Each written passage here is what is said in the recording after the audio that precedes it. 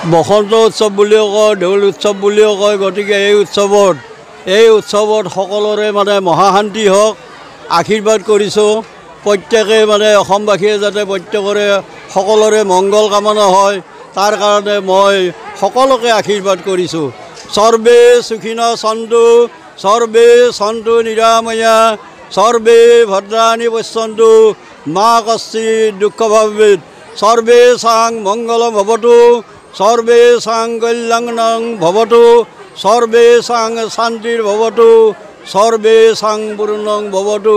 প্ৰভু মহাপ্ৰভু দৌল গোবিন্দ সুপ্ৰসন্ন হওক। প্ৰাৰ্থিকাসকলৰ সকলো মনৰ কামনা পূৰ্ণ কৰি 120 পৰমাই কৰি সকলোকে দীৰ্ঘায়ু কৰি প্ৰভু দৌল গোবিন্দই সকলোকে ৰক্ষা কৰি থাকক। জয় শ্ৰী বিষ্ণুপীঠে হৰি বোলো, হৰি বোলো, হৰি বোলো, আৰু বাৰে হৰি বোলো, হৰি বোলো, হৰি বোলো। সৰ্বসম্পন্নমস্তু।